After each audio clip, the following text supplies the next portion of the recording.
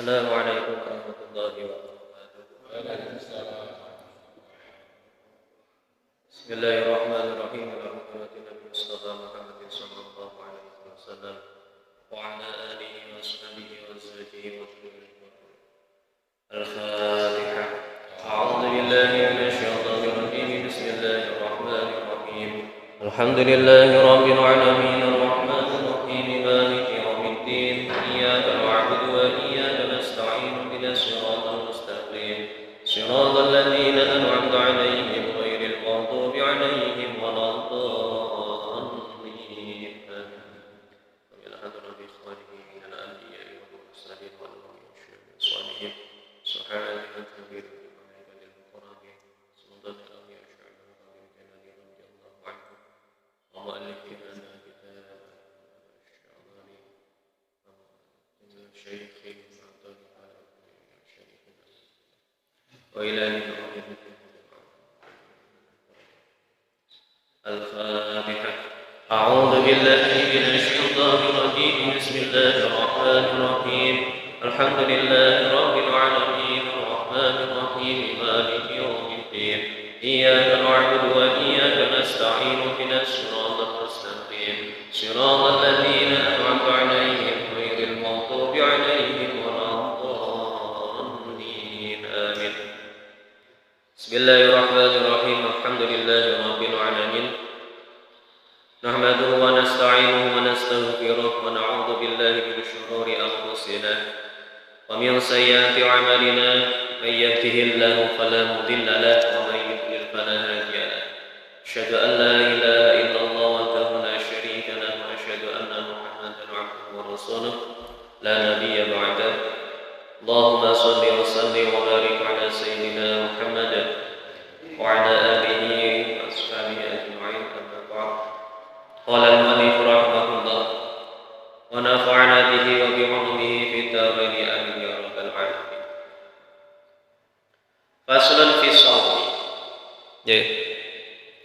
Pasal yang menjelaskan tentang puasa. Pasal yang menjelaskan tentang puasa. Qala alaihi salatu wassalam man shoma ramadhana. Qala ngendikan alaihi salatu wassalam kanjeng Nabi Muhammad sallallahu alaihi wasallam. Man utawi sapa wonge shoma kang puasa sapa man Ramadhana ing bulan Ramadhan. Wajtana balagatuhi sapa man al-harama ing barang kang haram.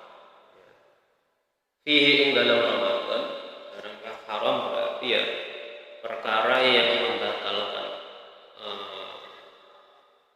perkara yang bisa menyebabkan gugurnya pahala puasa. Wal buhtani dan berbohong. Buhtan itu ngapus bohong. Radhiya mongko demen ridha anhu saking radhiya anhu sinten ar-rahmanu Allah Subhanahu wa taala. Ini terkait dengan puasa Ramadan yang sedang kita jalankan. Alhamdulillah pagi hari ini kita masuk pada hari ke-7. Pada hari ke-7. Masih 23 hari lagi. Masih 23 hari lagi kalau 30 hari. Kalau 29 hari ya masih 22 hari. Ya.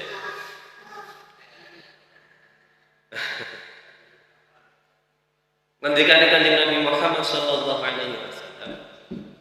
Man shoma Ramadan.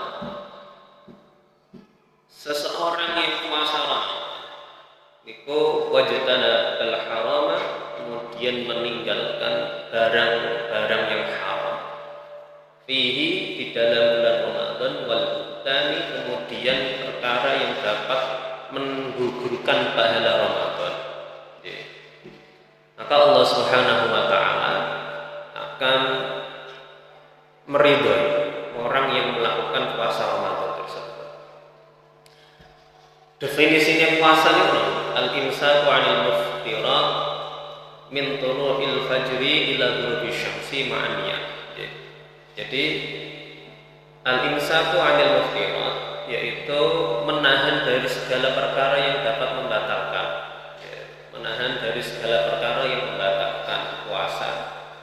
Min tulu'il fajri, dari terbitnya fajar, bukan terbitnya matahari, terbitnya fajar. Min tulu'il fajri ila ghurubish syamsi, sampai tenggelamnya matahari. Ma'an niyati, kemudian disertai dengan niat. Ya, disertai dengan niat. Lah, imsak anil muftirat itu apa saja? Perkara yang dapat membatalkan puasa itu apa?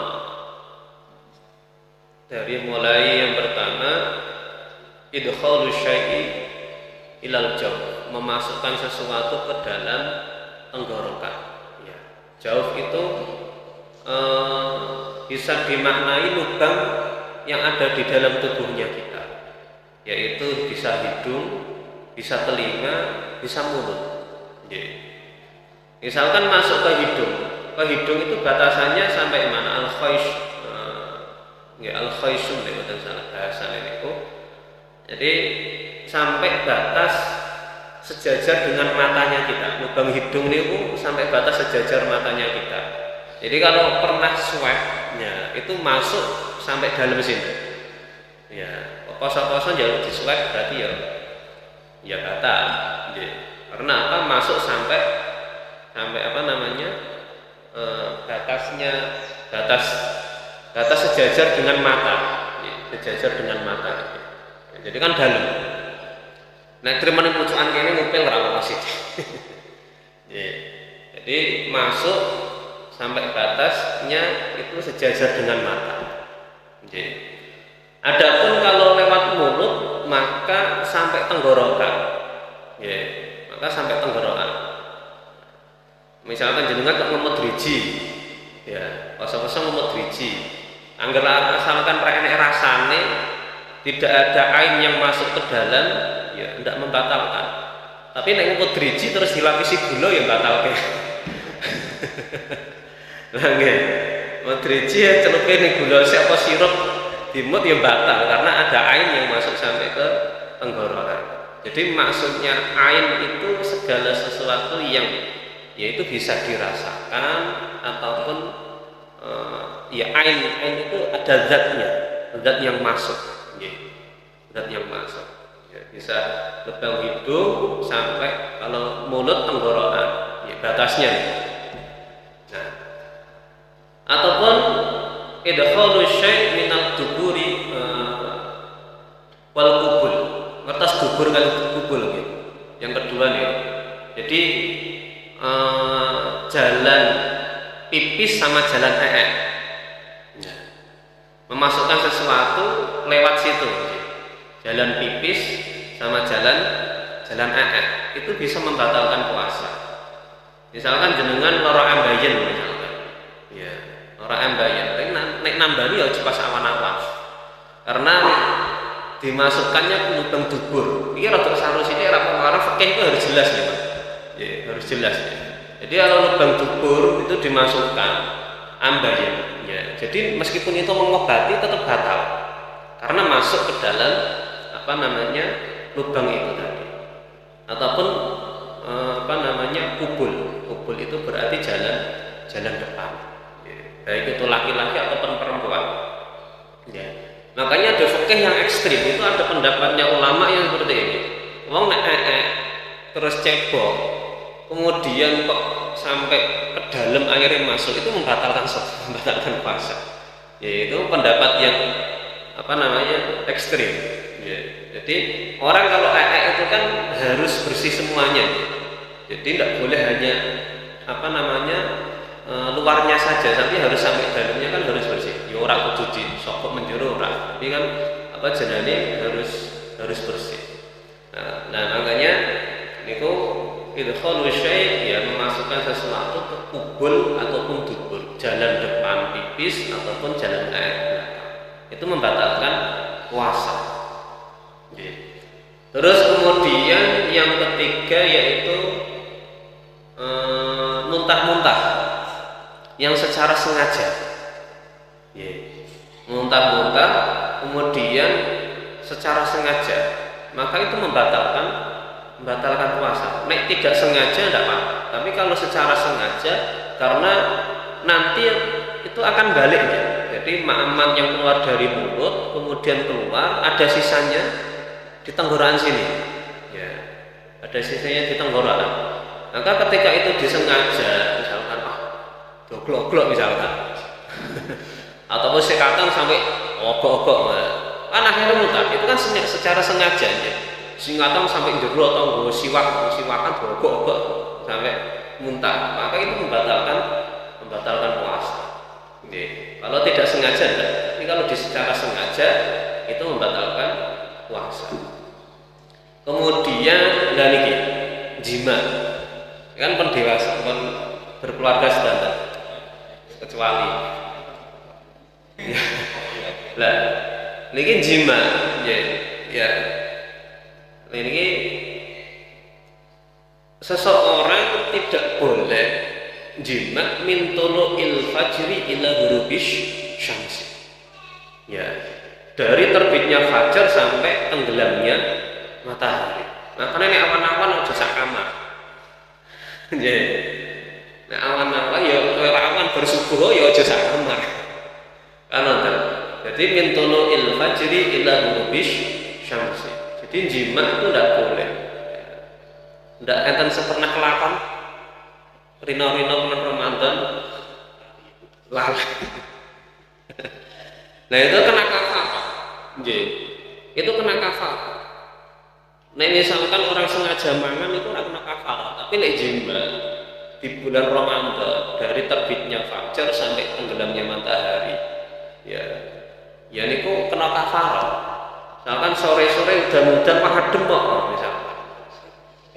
Nah, adem sore-sore udan-udan. Kan apa misalkan lagi keluar kota sebulan tak ketemu. Misalkan, ya tetap kok itu tidak bisa dijadikan alasan. Jadi ya jima ya berkumpulnya suami istri. Nek ra paham jima berkumpul suami istri wes. Berkumpulnya suami istri dari terbitnya fajar sampai tenggelamnya matahari itu hukumnya haram. Nah itu orang yang melakukannya maka kena kafarah. Kafarahnya apa? Yang pertama kafarah niku denda. Kafarah niku denda. Yang pertama yaitu siyamu syahraini mutatabi'aini. Berpuasa 2 bulan berturut-turut. Nek batal sepisan ngulangi meneh. Kafarah yang pertama nih puasa 2 bulan berturut-turut. Kok misalkan wis entuk 50 dina 51 hari ini batal, balani meneh kalah. Macam-macam lewat. Macam-macam. Jadi puasa 2 bulan berturut-turut. Terus kemudian yang kedua, misalkan tidak mampu puasa 2 bulan berturut-turut, maka it'amu sittina miskin, memberi makan 60 orang miskin. Sebanyak 1 orang miskinnya satu mud. Niku satu mud. Nah niku kafarahnya. Diling-iling menawa nek sempurna.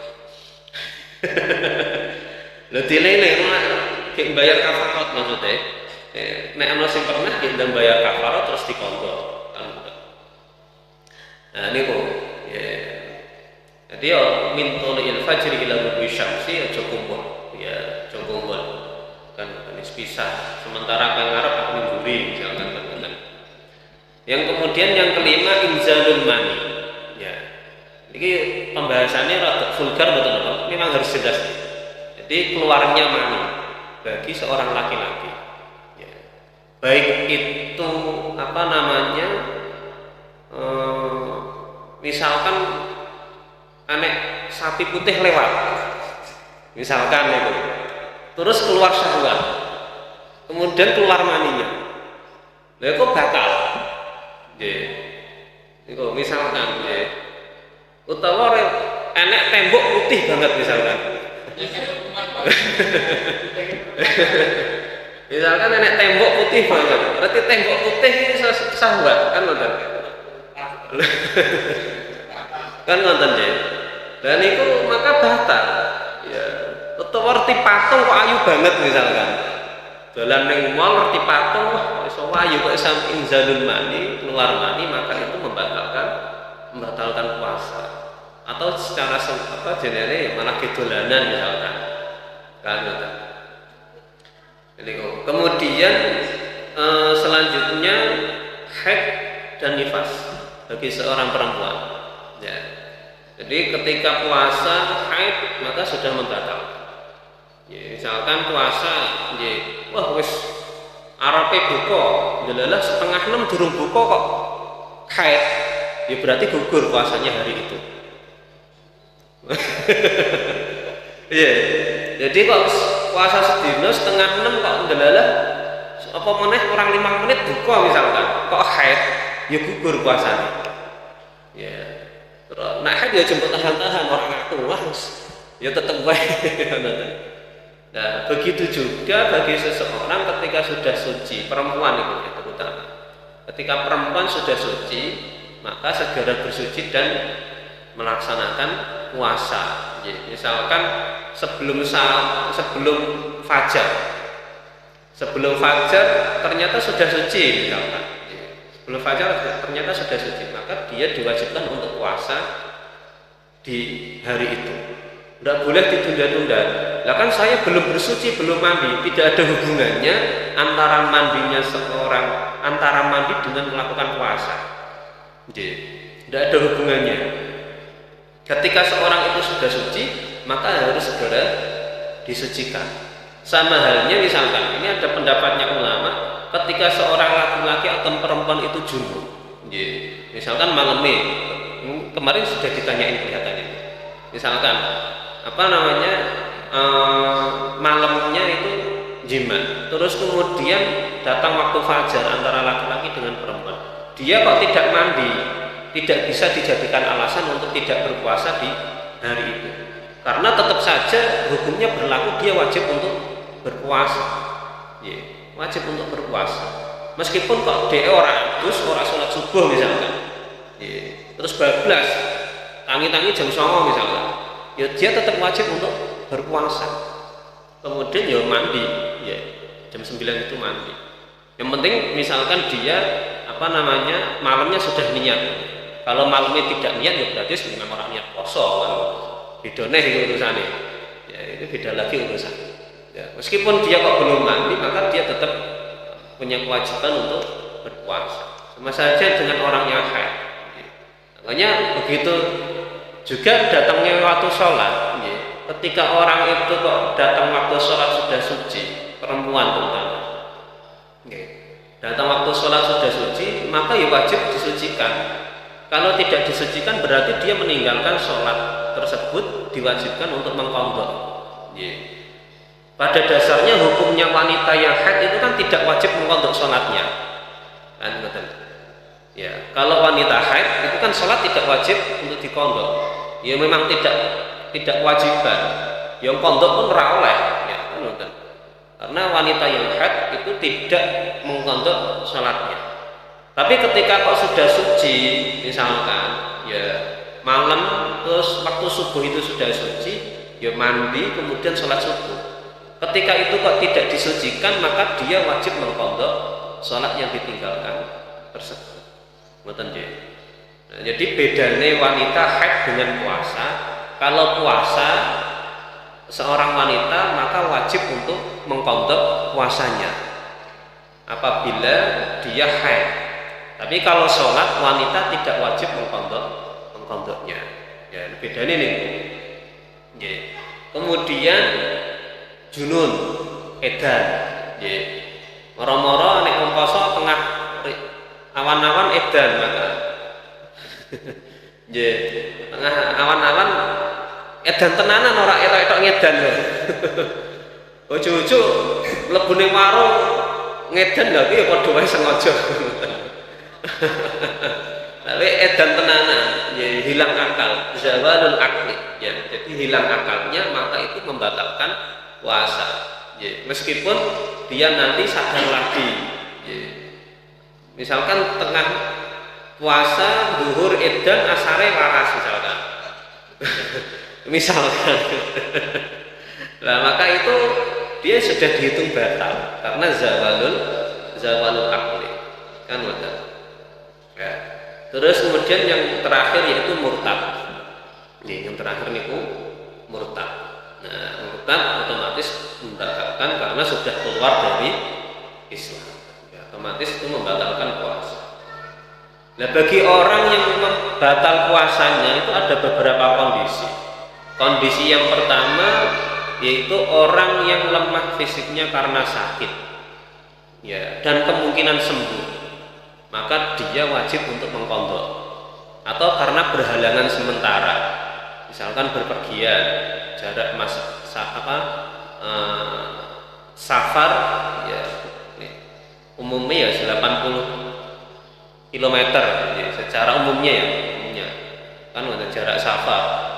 Safar jarak safar, dan itu boleh misalkan membatalkan kemudian setelah Ramadan selesai mengqadha. Ataupun orang sakit yang ada harapan sembuh, itu maka dia wajib untuk mengqadhanya. Kalau sakit kemudian tidak ada harapan sembuh, maka dia tidak wajib mengqadha, diwajibkan membayar fidyah. Sampai nek lara ada harapan sembuh, ya aja bayar fidyah. Kan ngoten nggih. Kalau jenengan sakit, misalkan kondisinya masih kuat fisiknya, sakit di bulan Ramadan, maka boleh tidak berpuasa. Kemudian di luar Ramadan sembuh, lan niku membayar, maka mengqadha puasa. Tapi kalau orang itu kok lemah fisiknya, yang sakit sudah bertahun-tahun dan tidak ada harapan sembuh, maka dia membayar fidyah. Bedanya nih, wah aku bayar fidyah wes yang gampang misalnya, tidak boleh, maka wajib mengqadha. Kalau sakit ada harapan sembuh, tidak wajib membayar fidyah, wajibnya mengqadha puasa. Tapi kalau sakit tidak ada harapan sembuh, ya sakit misalkan sudah menahun, ataupun seorang yang sudah tua rentan, secara fisiknya tidak mampu berpuasa, maka dia tidak wajib untuk berpuasa, dia wajib membayar fidyah. Kalau dia membatalkan puasa karena khawatir dengan orang lain, contohnya seorang ibu menyusui, itu khawatir karena bayinya jika tidak keluar air susunya akan kelaparan. Kondisinya ada dua, dia membayar fidyah dan juga mengqadha. Ini dah Syafi'i seperti itu. Jadi kan misalkan garwane jenengan puasa Ramadan melahirkan, maka khawatir tidak puasanya karena khawatir akan bayinya, maka ada dua, dia wajib mengqadha dan membayar fidyah. Ataupun seorang ibu hamil yang khawatir janinnya ya tidak kemasukan makanan, maka dia wajib mengqadha dan membayar fidyah. Jadi itu tadi. Ya, jadi terus apa? Ya ini kok. Jadi kondisi karena khawatir orang lain, kondisi karena berhalangan, terus kemudian sakit yang ada harapan sembuh, sakit tidak ada harapan sembuh. Itu beberapa kaidah, apakah mengqadha puasa apa membayar fidyah. Kalau orang itu punya hutang puasa kemudian jatuh sampai Ramadan berikutnya lagi, maka dia wajib membayar fidyah karena puasanya belum dibayar. Misalkan Ramadan kemarin perempuan terutama punya hitungan puasa hutang 7 hari, jatuh sampai Ramadan sekarang tidak membayar hutang puasanya, maka di Ramadan ini wajib membayar fidyah. Jadi kok terkait perkara-perkara yang membatalkan puasa, terus kemudian perkara-perkara seseorang yang boleh untuk rukhsah membatalkan puasanya. Ibu menyusui itu kan rukhsah, wanita hamil itu kan rukhsah, orang sakit itu kan rukhsah. Jadi kalau tidak berpuasa tidak apa-apa karena rukhsah. Terus kemudian apa namanya, wal wajtanabal harama fihi wal buhtan radhiyallahu rahman. Orang yang berpuasa kemudian tidak berbohong. Ya. Jadi kan kalau tadi perkara yang membatalkan puasa, kalau ini perkara yang menggugurkan pahalanya puasa. Untuk ngeleheta, untuk ngelaeta. Ya, yaitu apa? Orang-orang yang sukanya berbohong ketika puasa. Ya.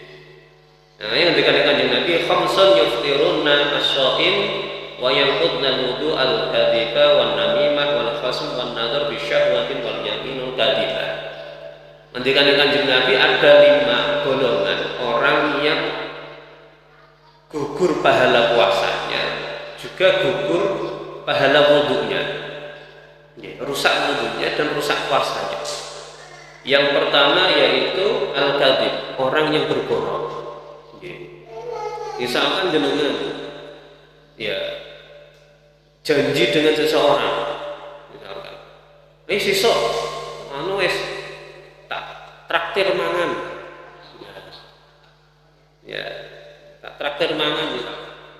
Ya maksudnya apa, jenenge buka kok ngapusi, itu contoh ringan tok ya, maka gugur pahala puasa. Ataupun misalkan sampeyan sing laki-laki misalkan ya, balik kerja tekan ndi takoki bojone misalkan, balik jam 8 lagi balik tekan ndi, iki mau enak apa jenenge anak meeting ya, anak meeting padahal dolan ning mall misalkan. Lah niku contoh-contoh apa namanya, ataupun ya istri misalkan pakai bojone, ya bojone kerja sing wedok dolan, nah misalkan kondi misalkan, ya murah iki mau teko blonjo, padahal ora blonjo tekan dindi misalkan. Lah niku perkara-perkara yang merusak pahala puasa, yang merusak pahala puasa, berbohong yang dengan siapapun. Ya, untuk ngelaketok, untuk ngelehetok, cuman dapat laparnya, cuman dapat hausnya, tidak dapat pahala. Ya. Kemudian yang kedua yaitu namimah, ya, mengadu domba, ya, adu-adu, tonggone kulaan teko sebelah wetan didol di sebelah kulon, ya, ngertos ya maksudnya. Jadi adu-adu omongan, mengadu domba. Jadi ya orang yang seperti ini cuma dapat apa namanya, laparnya tok, cuma dapat hausnya tok. Ya. Saya misalkan sing lanang kerja, yang wanita di rumah, kemudian nongkrong misalkan, ya, kemudian nongkrong. Dan nongkrong itu adu-adu, mengadu domba. Iki mau lo kayak gini. Oh iya ditambahin meneh, kayak ngono ki ngene. Nah, ya, jadi suka mengadu domba, maka cuman dapat apa? Ya lapar dan hausnya saja. Wal khasum, orang yang hibah, ya adu domba hibah ini jadi siji nih. Ya, khasum hibah, ngerasani, poso-poso kok ngerasan tangga. Sulih apik turu ning omah. Nggih, untuk pahala. Ya. Jadi poso-poso nongkrong, ya, kemudian hibah, ya. Jadi hibahnya apa, ngerasani tanggal, ya, itu cuman dapat hausnya tok, cuman dapat laparnya tok. Luwih apik turu wae ning omah sedina ora apa-apa, malah entuk pahala daripada rasan-rasan. Nah, misalkan oleh kae lho bodho rung nyandang klambine elek, anake ra disandangi. Lho betul apa poso-poso ngrasani tanggane klambine anyar misalkan ya, contoh. Nah, ya jadi perkara hibah itu kan rasan-rasan, entah itu baik entah itu buruk kan jenenge rasan. Ya nek akeh sih luwih mending sithik lah. Lah nek ngelek-ngelek kan parah.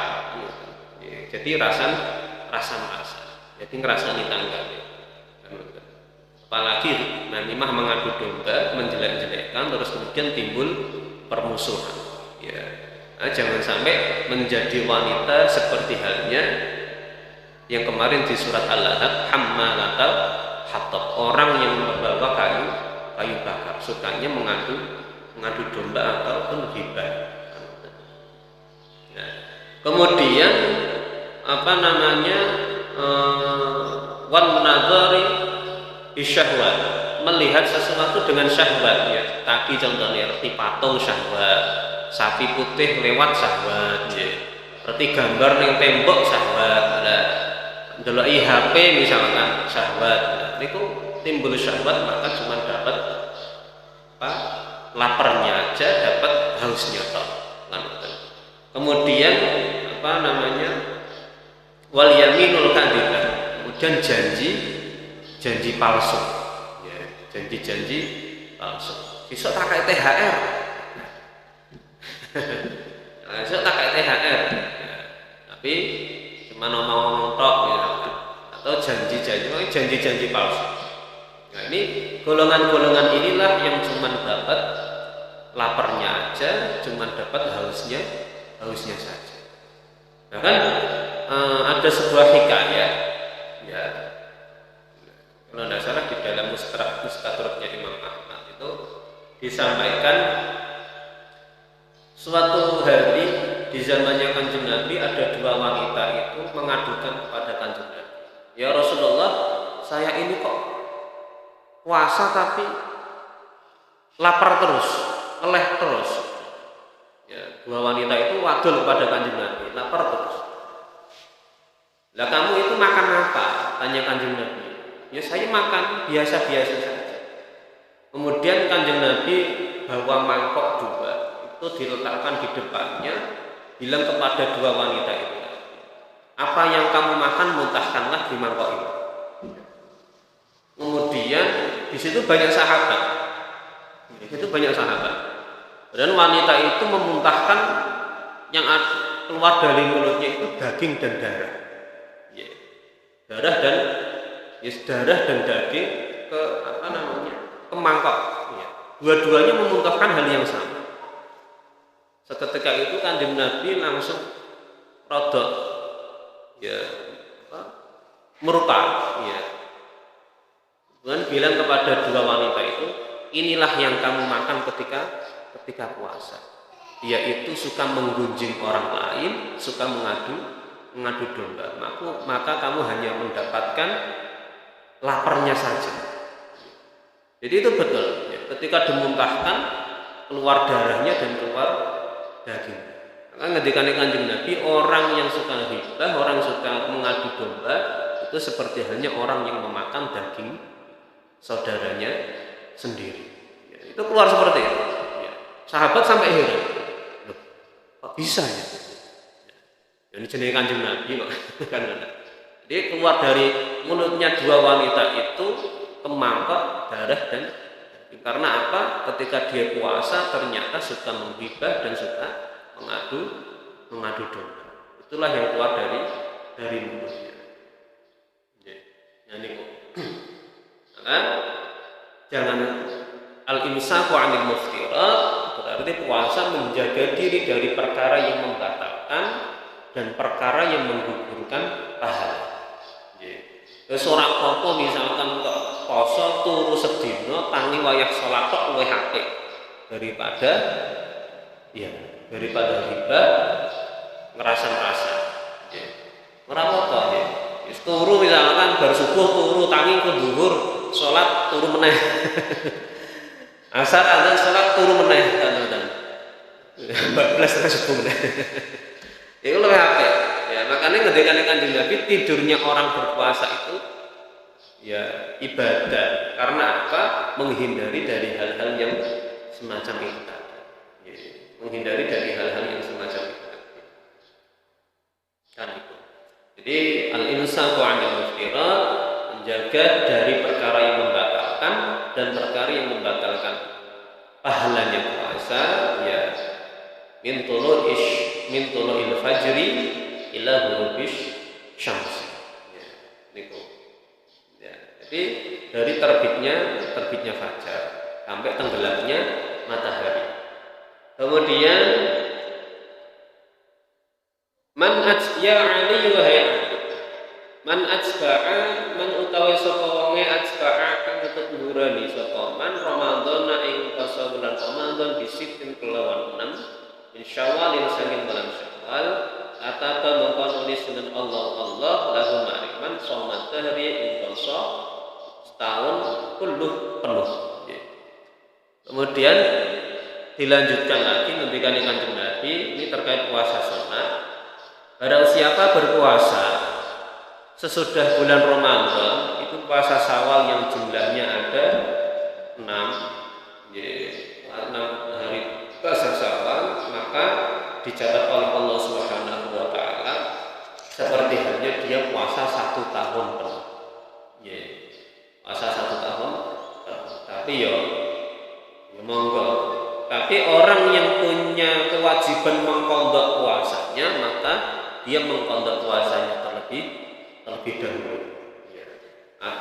Mengqadha puasanya terlebih dahulu. Itu terkait puasa Ramadan.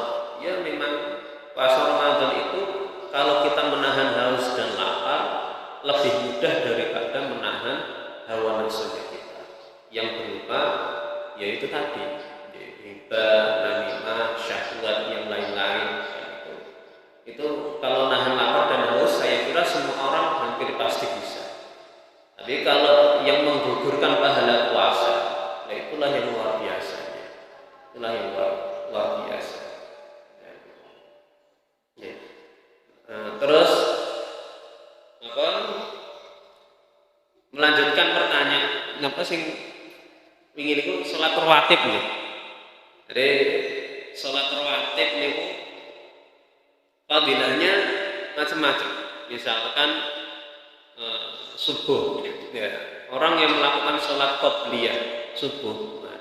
Sholat rawatib niku sholat sunnah ba'diyah dan qobliyah dan ba'diyah, ya. Yang mengiringi sholat maktubah. Ya. Jadi duhur itu ada yang berpendapat 2 rakaat qobliyah duhur, ada yang berpendapat 2 rakaat ba'diyah duhur. Ada yang berpendapat 4 rakaat qobliyah duhur, ada yang berpendapat 4 rakaat ba'diyah duhur.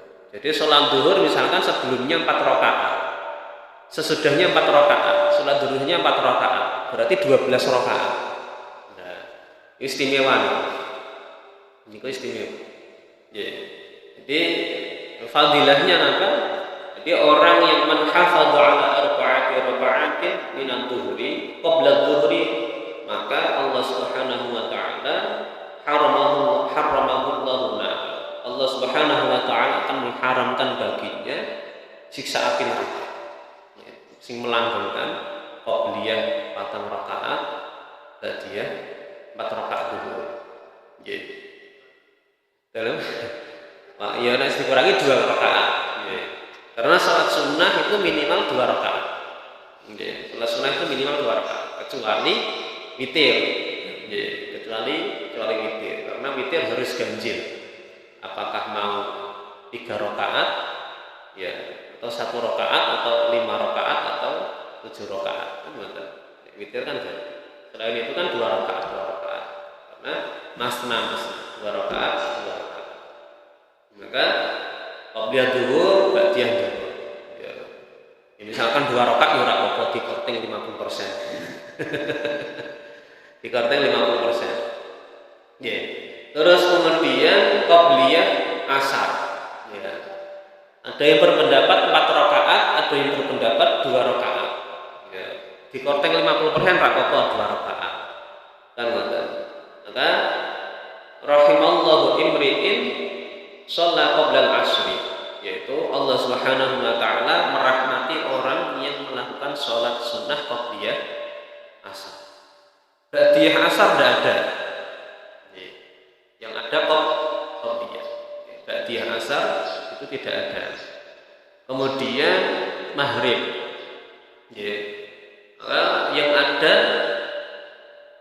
mau sholat qabliyah maghrib monggo. Tapi yang muakkad ba'diyah maghrib, yang muakkad. Jadi mau qobliyah maghrib tidak apa-apa, tapi ghairu muakkad itu tidak ditekankan. Yang sunnah muakkadnya itu ba'diyah maghrib. Maka ketika Kanjeng Nabi man shalla ba'dal maghribi raka'ataini qabla an yatakallama katabna fi ilmihi.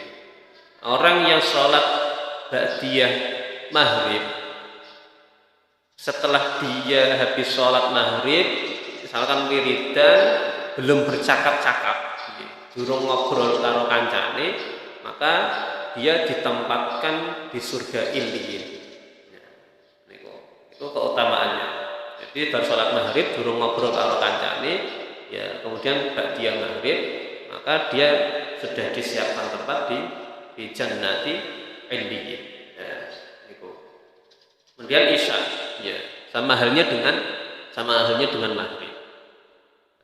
Jadi isya mau mau qobliyah isya monggo, tapi yang muakkadnya itu yang ba'diyahnya. Ya, setelah isya itu muakkad. Ya, jadi kayak qobliyah zuhur, ba'diyah zuhur itu sunnah muakkad. Terus qobliyah asar muakkad. Ya. Kemudian ba'diyah maghrib muakkad. Mau qobliyah monggo, tidak apa-apa. Tidak diharamkan, boleh. Sholat sunnah qobliyah maghrib boleh, qobliyah isya boleh. Ya. Jadi karena di situ waktu yang diperbolehkan untuk melakukan sholat. Ya. Terus kemudian ba'diyah isya itu sama halnya dengan ba'diyah maghrib. Nah, kemudian sholat sunnah fajar. Sholat sunnah fajar raka'atul fajri khairun minad dunya wa ma fiha. 2 rakaat fajar itu lebih utama daripada dunia dan seisinya. Nah, yang dimaksud 2 rakaat fajar ini apa? Di dalam beberapa kitab disampaikan yaitu sholat sunnah qobliyah subuh. Karena apa? Ketika orang sholat tahajud, sholat hajat, sholat witir, ya itu misalkan di waktu fajar kandib. Fajar itu kan ada 2. Fajar kadhib sama fajar shadiq. Fajar kadhib itu muncul mega merah, kemudian bukan mega merah. Jadi kayak sororotan cahaya terus kemudian hilang lagi. Itu fajar kadhib. Ya jamnya jam berapa? Itu jam 3-an. Ya. Kemudian fajar shadiq, maka fajar menyingsing mulai terang. Ya. Yang dimaksud raka'atul fajri khairun minad dunya wa ma fiha, yaitu salat sunnah qobliyah subuh. Karena ketika sebelum subuh namanya qiyamul lail, sholat malam. Jadi yang namanya 2 rakaat, misalkan orang itu sholat tahajud ataupun sholat hajat ataupun sholat apa sebelum fajar, maka itu namanya sholatul lail, sholat malam, qiyamul lail. Jadi ketika masuk fajar, yaitu yang dimaksud raka'atul fajri qobliyah subuh. Maka khairun minad dunya wa ma fiha, lebih baik daripada dunia dan seisinya. Ya, itu salat sunnah qobliyah subuh. Ya, maka itu bagus. Ya semua itu bagus semua. Tapi mungkin yang banyak dimengerti ini kan salat sunnah qobliyah subuh. Ya. Kalau mau mengqadha boleh tidak? Boleh. Ya. Misalkan sholat zuhur belum qobliyah diqadha setelahnya boleh. Ya. Jadi boleh. Dan itu terkait sholat rawatib.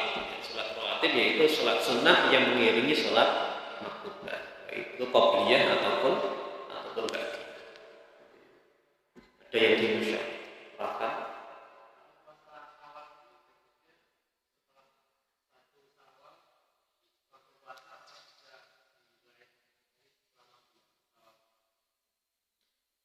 Boleh di lain hari boleh, tapi yang utama 6 hari setelah tanggal 1 Syawal.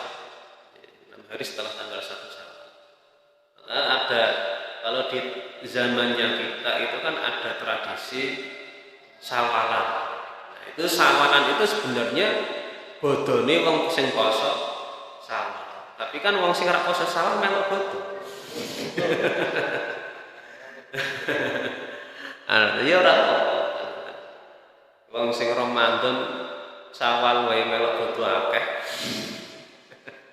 Nggih, kan ngoten. Nggih.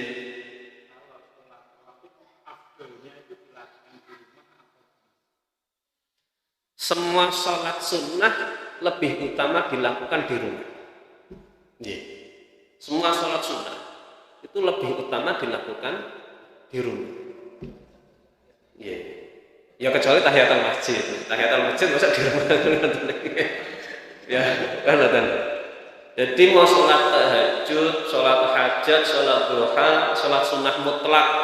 Sholat sunnah mutlak niku sholat sunnah yang tidak ada batasannya. Arab sholat 100 rakaat monggo. Nggih, lek kuat. Jadi sholat sunnah mutlak. Nggih. Sholat taubat nggih. Wis pokoke sholat sunnah itu qobliyah ba'diyah nggih. Itu utama di rumah. Nggih. Ya nek masjid ya ora apa-apa. Tapi misalkan pertanyaannya yang lebih utama di mana? Lebih utama dilakukan di rumah. Kalau sholat fardu lebih utama dilakukan di masjid dengan berjamaah. Ya, aja diwale. Aja diwale kan ngoten. Jangan dibalik. Jadi sholat fardu itu lebih utama di masjid dengan berjamaah. Tapi kalau sholat sunnah itu lebih utama di rumah dengan sendirian. Kecuali ya itu tadi nggih, kayak misalkan sholat istisqa ataupun sholat Idul Fitri, Idul Adha itu maka lebih utama berjamaah kan ngoten nggih. Salat Idul Fitri apakah sendirian itu boleh? Ya nanti arep khotbah dhewe, salat dhewe ora apa-apa kan ngoten. Kan ngoten. Tapi ya salat-salat yang Idul Fitri, Idul Adha, salat istisqa, salat khusuf itu maka lebih utama berjamaah bertempat di tempat yang lapang itu masjid ya. Kalau sholat tahajud, sholat taubat, sholat hajat itu lebih utama sendiri. Jadi, misalkan nyuwun sewu, Ramadan, ayo sholat bareng-bareng di masjid, iktikaf bareng-bareng di masjid, sholat tahajud bareng-bareng di masjid. Yang tidak sholat rugi misalkan, ya jangan seperti itu. Kasihan orang-orang yang lainnya, kan nonton. Ya kadang, ya berpidato itu boleh, ngajak itu bagus, tapi ya kira-kira kan nonton. Ya, ayo orang-orang beriman, ayo itikaf semuanya di masjid, tahajud semuanya di masjid secara berjamaah. Lah nek wong sing kerjane bengi. Nah, nonton, sing kerjane satpam masuk bengi, sing kerjane ning pabrik masuk bengi. Nek krungu ora getun kan. Ya dikira-kira lah. Ya seorang berjamaah di masjid 5 waktu itu bagus, itu sudah cukup. Ya. Yang lainnya dilakukan di rumah masing-masing.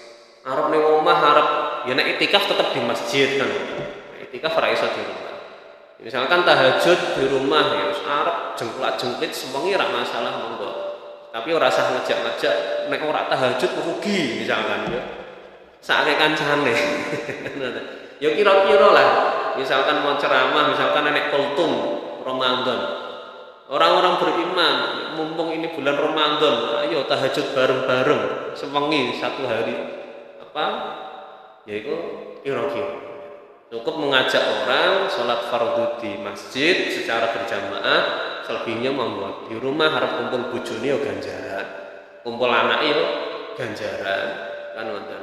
Tahajud di rumah yo ganjaran kan wonten.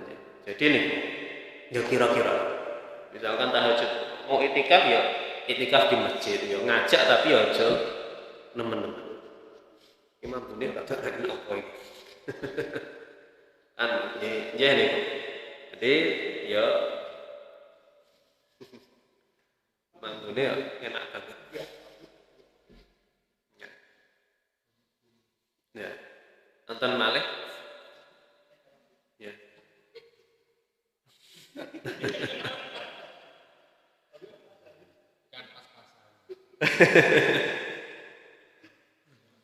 Ya.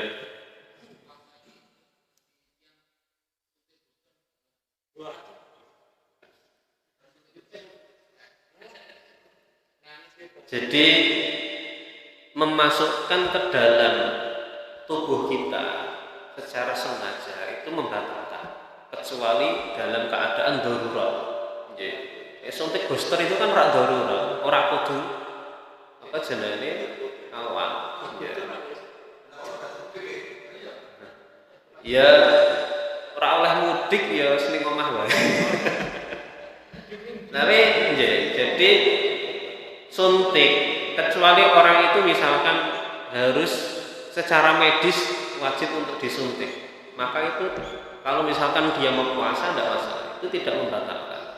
Tapi kalau suntik booster atau suntik vitamin, wah aku suntik ben posone kuat misalkan, itu membatalkan puasa, ya, membatalkan puasa. Ya. Jadi tidak boleh kok suntik booster di siang hari, kecuali kemarin dalam keadaan yang genting, ya. Misalkan ya, virus itu genting, terus kemudian wajib untuk vaksin. Misalkan secara medis dia wajib vaksin, maka ada ulama yang berpendapat itu diperbolehkan. Ada ulama yang berpendapat itu. Tapi sekarang kan suara genting, ya, biasa, malah direko-reko. Ya, jadi ya seperti itulah. Ya, misalkan masih dalam di zaman sekarang misalkan ya suntik booster itu ya kalau dia sakit terus kemudian wajib untuk disuntik misalkan ya agar nyawanya tertolong misalkan ya maka itu tidak apa. Tapi ini biasa-biasa wae ya. Udah.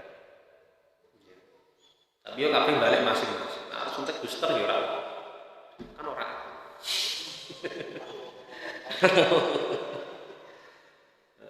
Ya kan semua ibadah itu kan hubungannya dengan Allah Subhanahu wa ta'ala.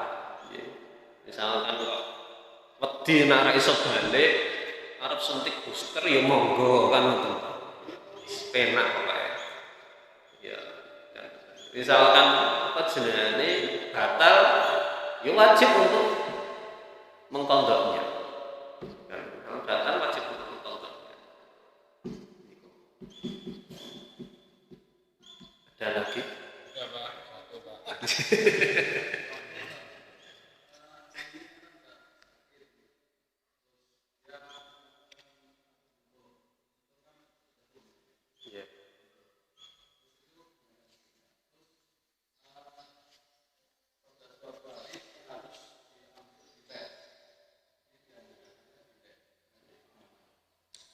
Jika itu berkaitan dengan nyawa seseorang, pengobat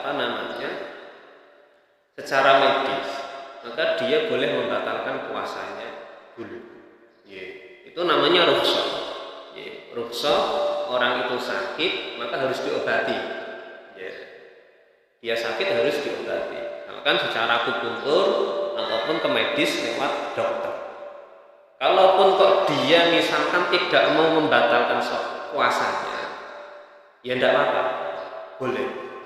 Ya. Tapi dengan catatan itu benar-benar untuk menyelamatkan nyawanya. Ya, jadi rukhsah itu yang secara sakit itu memang benar-benar dalam keadaan genting, ya dalam keadaan darurat. Tapi kalau misalkan kok sehat, tapi dia harus berobat, dia harus berobat. Maka ya itu tadi tidak apa-apa, rukhsah dia membatalkan puasanya di pondok setelah Ramadan selesai. Ya itu tidak berdosa. Hukumnya tidak apa-apa karena itu rukhsah. Itu rukhsah.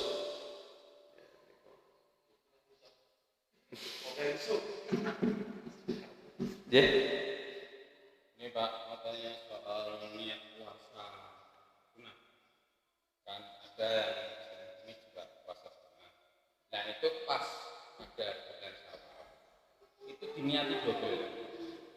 Niatnya puasa sunat Syawal dan pas jatuh hari Senin, kalau niat puasa sunat hari Senin itu boleh atau tidak?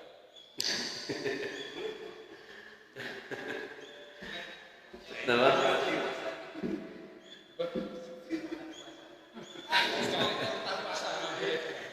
Nanti. Jadi secara kaidahnya, ini saya mengambil pendapat. Ya, secara kaidahnya kalau orang itu misalkan puasa sunnah, maka boleh digandeng dengan yang wajib.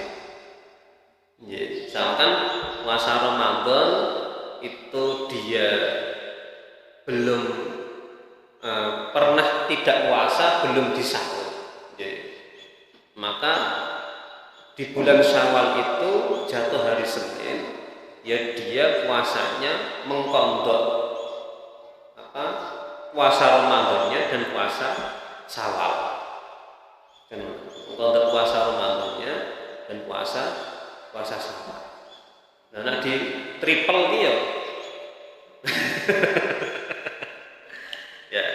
Jadi kalau puasa sunnah dengan puasa sunnah itu saya belum belum bisa menjawab memperbolehkan. Barangkali ada yang tahu kan, apakah boleh apa enggak. Jadi kalau dalam beberapa keterangan kitab itu apa saya yang belum pernah membaca atau gimana? Kalau dengan puasa wajib dengan puasa sunnah. Tapi kalau didobel puasa sunnah Senin dengan puasa sunnah Syawal, itu saya belum menemukan jawaban.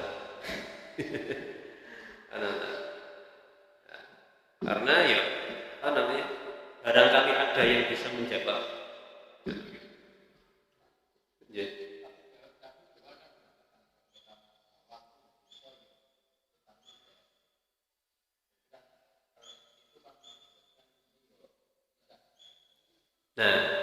Nah, ya kalau wajib dengan sunnah digabung, misalkan mengqadha puasa Ramadan dengan puasa Syawal, itu boleh, kan boleh.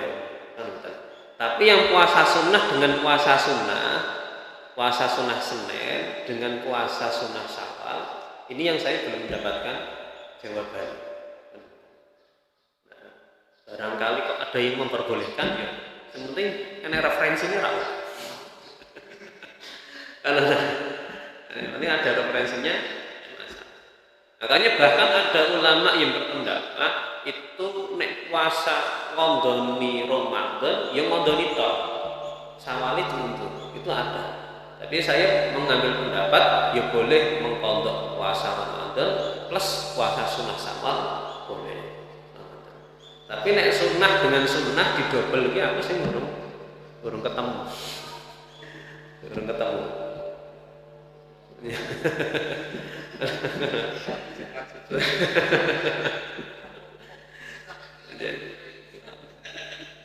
Antan malih nek belum ada jawabannya PR ya hari itu kenapa? Iya, dulu Mbak. Kate mau praktis kan ini. Dalam praktis.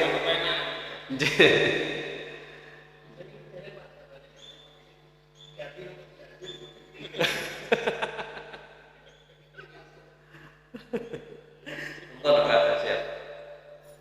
Dan sampun nggih. Nginjing masuk tentang sedekah. Faslun fi sedekah, bab yang berkaitan dengan sedekah. Jadi habis berurutan wudu, sholat, puasa, kemudian sedekah. Bismillahirrahmanirrahim. Rabbi fa'na bi barakatihim wa bina husna bi hurmatihim wa amitna fi tariqatihim wa ru'afatihim lina fitani Rabbi fa'na bi barakatihim wa bina